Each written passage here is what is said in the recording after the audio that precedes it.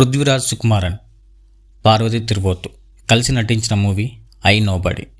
మలయాళంలో వరుస చిత్రాలతో అల్లరిస్తున్న పృథ్వీరాజ్ మ్యాక్సిమం ఆయన సినిమాలన్నీ తెలుగులో కూడా రిలీజ్ అవుతాయి.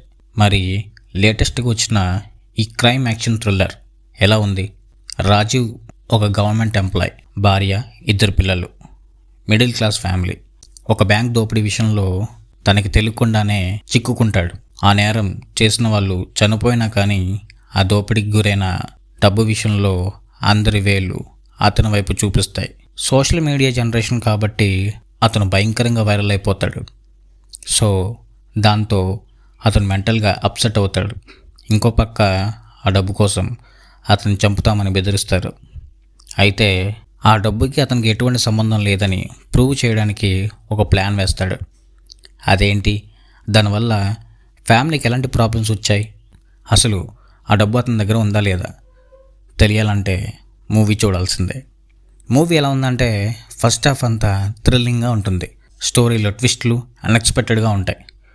సెకండ్ హాఫ్లో కొన్ని సీన్స్ లాగ్ అనిపించాయి. ఓవరాల్గా ఐ నోబడి. ఫస్ట్ హాఫ్ థ్రిల్గా ఉంటుంది, సెకండ్ హాఫ్ డల్.